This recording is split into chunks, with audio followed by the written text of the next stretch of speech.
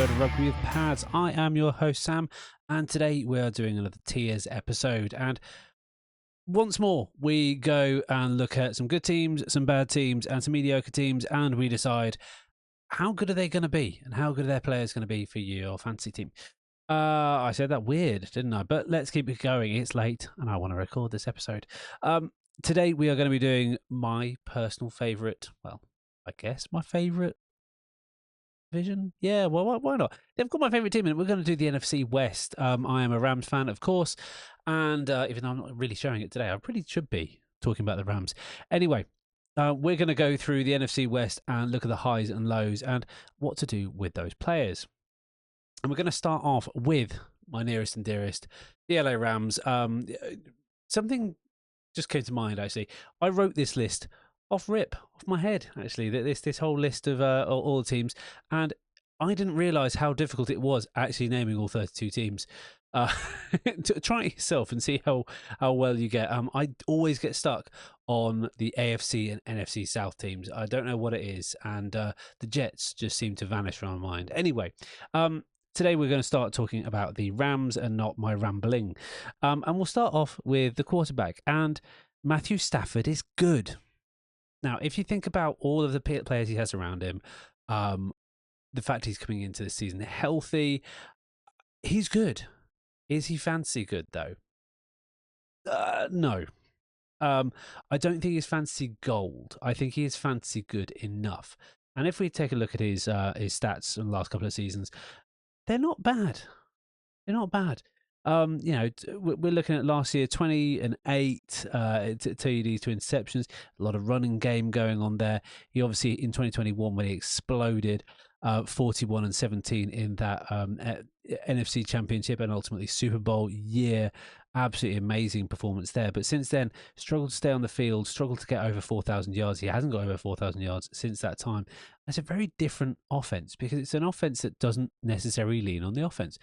We've actually leaned against some of the defense as well, and specifically someone like Kyron Williams as well, who's really come into his own and made the backfield his very own playground, I guess. You know, he's off seen Cam Akers and various others and Blake Corum last year to be the guy. But what does that mean for Matthew Stafford? Well, he had Cup. That was a great year. He's had Robert Woods in the past. He's had Puka Nacua, who's done fantastically. And I think he services those players really well. Those 20 touchdowns, if they're just split between two guys, that's fantastic. It's not really what's happening, though. I still think he's going to have a bit of a better season this year. I think he's generally come back healthier. I think they're going to protect him a bit. The O-line is a little bit better. So I'm putting Matt Stafford not as a league winner, but it feels like there's a lot of guys who are very statuesque in the pocket and I do that. I think Matt Stafford is a bit more wily than that, but I can't really see him as anything more than late value. He's not someone you're going to want to bet your draft on, and that probably plays out in all of the QBs. There is only a few guys who I would go above the parapets and draft in the single digit rounds completely. A lot of the value is found late, and it's finding the one who fits your system, fits your team, fits your stacks, all of that fun stuff. That's who you want to be looking after. We did talk about Kyron as well. I think Kyron is, in fact, a workhorse. I really do think he is a fantastic little player here. And he's not little, 91 kilos. He's a chunky monkey. I say that. He's not a chunky monkey. He's a well-oiled machine. But in terms of a back, he is a bruiser as well. 316 carries, 4.1 average. It fell a bit last year, 14 touchdowns. He is going to see a regression in that. I'm sure there will. Devontae Adams will demand his, which I think I will put myself out there and think Matthew Stafford is going to be a little bit better than he was last year because he has better pass catching options. Cup was on the decline last year. That was seen, especially he wasn't particularly available as well. I think Kyron Williams is going to be affected by that, and I'm interested in Jarquez Hunter as well. I think Jarquez Hunter is probably the guy you want in your handcuff spot if you are a Rams fan, and especially if you're a Kyron fan. But I do think that Kyron Williams can get enough maybe not to be that RB1 workhorse because he doesn't match up to Bucky Irving, Ashton Genty, and those guys. But I do think he matches up as a league winner, and I think he could potentially be very useful for you. He is definitely a step above some of the other guys. Would you be disappointed if he was your running back one? No, because you probably made some decisions elsewhere that you have some decent wide receiver depth, or you've gone early on one of the big QBs.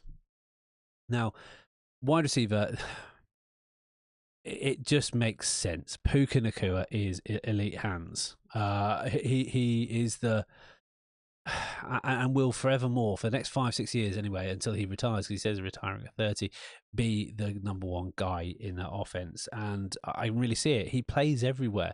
He can play out wide, he can play in the slot, he can play tight end blockers, and that buys him targets, and we're seeing it so heavily on him. Devontae Adams, I still think, is a league winner though. Devontae Adams has wide receiver one potential, and we've seen it. He's so good. And even when he was in a pretty dire situation over in the world of the Jets, the team I always forget, he did fantastically. Now, out of all of the other guys, I'm not particularly interested in them. The guy who I think is maybe due a breakout, and he didn't get a huge amount of looks, but he did get a lot of special teams play, and we often see those guys come forward. He's got more physical talents than some of the other guys around him. But I'm looking towards Jordan Whittington as being a bit of a sleeper. I think this is a very deep sleeper, because I think we're going to see a lot of two receiver sets, and more so, we're going to be seeing more tight end value. And Tyler Higbee is definitely on the way out. He is, unfortunately, ignored for me. But I do think with how high they drafted his replacement, Terrace Ferguson, who was an Oregon's star. He was, I think he's the leading reception at tight end, leading receiver at tight end for Oregon over the past 40 years or whatever it is. I think it's where all the history books actually are all. But anyway, Terrace Ferguson, I think, has quite a lot of value. Do I think he's a league winner? I don't think he has the same traits that Evan Engram and some of these other guys in that slot have. He's not Tyler Warren, he's not Colson Lovely, he's not a featured player, but I do think he has decent flex value. And would I be upset if I had him as a streamer? Probably not. I think he is above a sleeper, so I'm going to put him over here in this flex value spot, which is a spot where we're going to have to really dig out and see what happens there. Is there anyone else on the team I'm interested in? Tutu Atwell, as a streamer, he's going to have a week. All of these guys are going to have a week, but I don't think that any of them are really, really interesting for me. I don't think... Blake Corum, it could be Blake Corum or Jack Hunter. It could be next man up, I suspect, on that. But I think they're going to be running the ball an awful lot. So you probably want one of the handcuffs there. So I'm going to put Blake Corum in the handcuffs pile as well there. But obviously, very late. This is kind of second to last round, if at all. Let's move on into a world of hurt, because they were all hurt last year. The San Francisco 49ers. And we'll start off with the obvious. Brock Purdy. He's good. I think he has the potential to be a league winner. And that's weird, seeming as I just said that Stafford wasn't. I think he has some of the same traits that you will see. And I think they need to be a pass-first offense this year. It's not running through Christian McCaffrey every time. I think it's going to be running through Brock Purdy, and he's going to be passing it a lot. Yes, there are going to be some plays where there are screens and all this kind of stuff. And who's he going to throw to? He's got some hungry receivers here.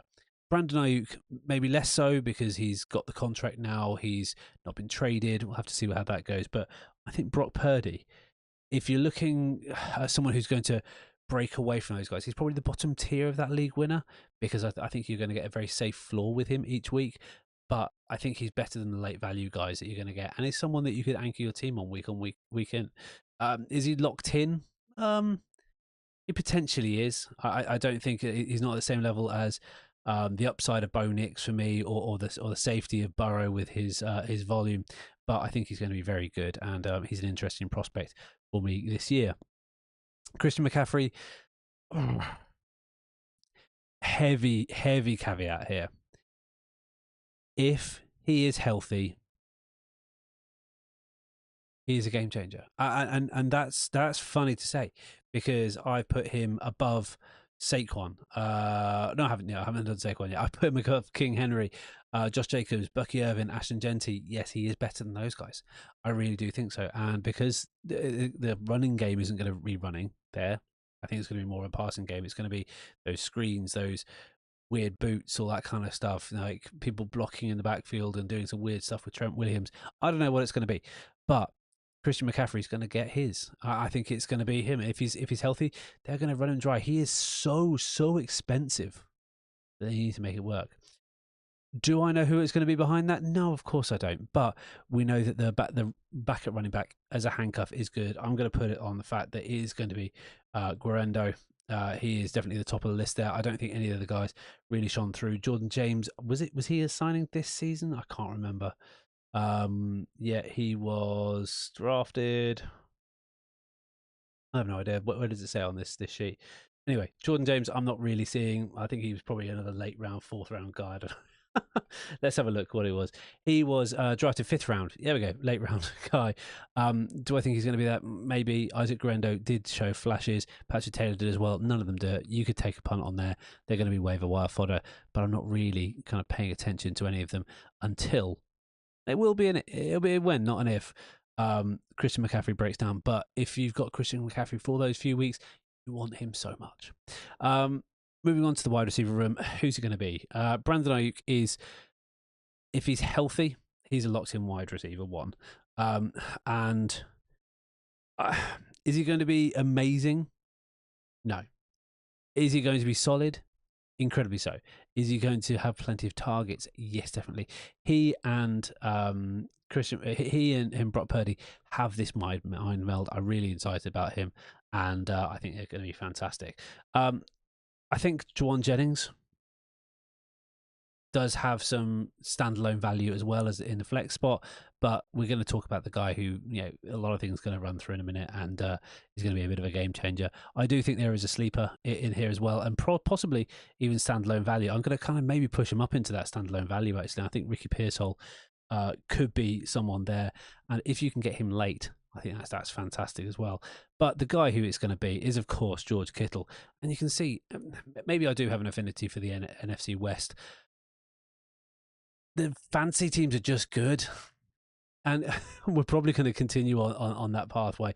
The fancy teams are just good. Luke, sorry, I just read off the team sheet there. Luke Farrell, I don't even know who that guy is, but George Kittle is the guy, wide receiver one upside. He is absolutely fantastic, and he is someone that I want to take out of every draft. If I can get that stack with Brock Purdy and Kittle and someone else, I would even triple stack that team. I think they're going to be fantastic because they're going to be playing a lot of offense. I think their defense is good enough to get them on the field, but I don't think it's good enough to keep them away in games. I think they're going to be part of close games, which are going to go down to the wire. Plenty of the game script favors a big offensive throw, that kind of thing, and lots of volume. And I think that's what we're going to see out of the 49ers this year. Whereas we have maybe more explosive offense in the Rams, backed up by a hefty run game, we're just going to see a lot of volume in the passing short to mid for the 49ers because that's what Brock Purdy does. He's a fantastic game manager, and I don't think that's a bad thing, but he's such a game manager with such great weapons around him that I think he's going to be fantastic. The Cardinals are a bit of a lower spot, but I still like the rushing upside of Kyler Murray, and he's got so much around him and so much about him and so much history behind him. I can't not put him in at this kind of locked-in QB1. His scramblability should be a word. Anyway, puts him in the locked-in QB1 conversation. Is he going to be overdrafted? Yes, he is. Has he got the weapons around him? No, he doesn't. But do I think he's got standalone value? I definitely think he does. There is also another league winner as well. He's a locked-in QB1, and I think you should never write him off. I think people do because of the contract, the team. The Cardinals were good last year, even though that we had a misfiring, kind of wide receiver lineup. But what you didn't have misfiring is James Conner. Everyone's writing him off because he's old. until he stops performing, he is a league winner. He is fantastic, and he gets so much volume. I do not care to even think about who the handcuff is for this team. I'm ignoring everyone. I'm going to put, I'm ignoring Trey Benson for the time being, because I don't think he's necessarily locked in as the handcuff, and I think they would go to a committee, and we've seen them do that if James Conner is out for a game or even a series. So we'll have to see how that plays out. The big question for this team is, can Marvin Harrison Jr., his dad already did it, can he step up? And I hope he can. I really hope he can. If he does, there is 2 receivers in this whole group, and one of them is a tight end. Trey McBride is wide receiver 1 upside. He is one of the elites. You're drafting him in the top 5 rounds, possibly. And then you've got Marvin Harrison Jr., but where do you put him? I think for the fact that opportunity, another full off season with a coach, installed offense, all that fun stuff. I can't not put him in at lock to wide receiver 1. They just stop giving him these stupid fades over the top that Kyler Murray can't throw because he's too short. They need to give him some streaks. They need to give him some posts.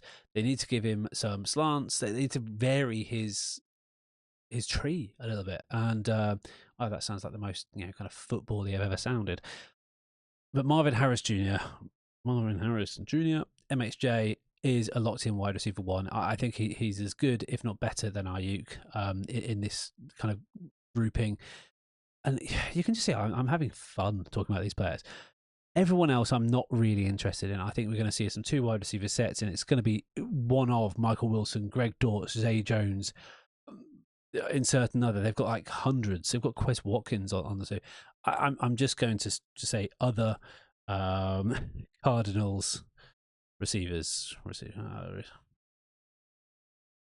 and that's it. Yeah, that's what I'm going to leave it. It's a good team. I think, I look at this, and every one of these last 3 teams has the possibility to make a playoff run for various different reasons. Cardinals for the coaching. I really enjoy the coaching staff. The Rams because of the Rams. The 49ers because of Kyle Shanahan. The Seahawks, if they do, they have to do it on the back of Sam Darnold. Sam Darnold, until he proves it to me, is still a streamer. He is not the guy, and I think there is something to be said about the Vikings kicking him to the curb after an amazing season to show he is not the guy. I think he's going to get replaced by Jalen Milroe. This is a heavy running team. But do I like the runners? No, I don't. I don't like any of them. Kenneth Walker has gone down in value for me massively. He's got flex value alone. Zach Charbonnet is possibly going to, if Kenneth Walker can stay on the field, I'll put K9 here. We are. Zach Charbonnet is muted. Maybe he's a bit more used in the passing game, although we saw Kenneth Walker in that as well. I don't really like it. It's just gross. If I was to kind of have another tier that I could have changeable, one who's going to break out, eventually, well, it's a sleeper. He's a handcuff sleeper. Zach Charbonnet is it, because he's shown time and time again he can take volume when he needs to, when K9 is out. They did draft someone else, I believe, in the running back room. Damian Martinez, I think it was like a 7th rounder or something like that. Not someone I'm interested in. And I'm not really interested in any of the wide receivers except for JSN. JSN, for the same reason that Marvin Harrison Jr. is there. He's got the opportunity to be a volume guy. Whether he can do it on a consistent basis when he's not playing off against someone else, because he's not playing off against someone else. He's playing off against Cooper Kupp, who has a very similar game, I would have thought. I like Cooper Kupp. I think he could have individual value. I do think that JSN, just for opportunity alone, is the locked-in wide receiver 1, but I don't think he's going to get the volume that we're expecting. I think it's going to be a double-headed monster in the running back field, which just mutes everything else. I am putting Cooper Kupp. I believe him. I think he's still got flex value on his own. But everyone else, I'm going to, MVS, for example, I'm ignoring him. He's just not someone who's on my radar. I believe in Jake Bobo more than anyone else, but I think we're going to see a lot of multi-tight end sets here as well. And they did draft Eric Arroyo. They have Noah Fant, who is a former first rounder, I believe, as well. But am I interested in any of these guys? No, I'm not. I'm not. I'm going to put Fant and Arroyo in my ignored pile, just because I can't really see the volume being there for anyone on this team, because Sam Darnold is not a predictive measure. I do think we're going to see Jalen Milroe. I do think we're going to see a bit of Drew Lock at some point. You've got to see Jalen Milroe and what he can do in certain packages, and I think that's why we're going to see a good run game. And I'm reducing the value of Kenneth Walker and Zach Charbonnet, because I think they're going to be packaged on the goal line where they're just going to give it to Jalen Milroe to run people over. He is huge, absolutely huge, and he is a huge buy for me if you're in Dynasty. Jeez.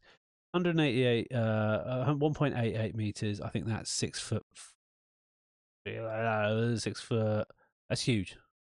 6'4" or something like that. 97 kilos. That's 240 or something like that. He is a big boy, and they drafted him pretty highly. He was relatively high in the third round. Oh no, he was relatively late in the third round. I thought it was higher. Anyway, I saw it on tape. He is Alabama royalty of old. I think he'll be great, and I think because of that, I can't see Darnold doing well. I can't see the running game doing well. JSN is going to be your only consistent piece there. Cup is going to have value in the same way that Adam Thielen had value, but he is going to be used for so much more in building up the running game rather than necessarily doing anything else. He's a pseudo tight end at this point, and I just don't see the volume playing for anyone else. And that's the NFC West. It feels like this feels like a shorter episode. Was it? Maybe, yeah, maybe a slightly shorter episode. Anyway, let's go position by position. I think the guy you're targeting at quarterback in the NFC West is Kyler Murray, of course. Brock Purdy is not far behind that, and he's on the upper end in my head of floor plays, volume plays for relatively statuesque. No, not statuesque, but he's a pocket guy. That's what he is. But he's on the upper end of that. He is not the highest heights of Justin Herbert, but I think he's got a safer floor than those guys.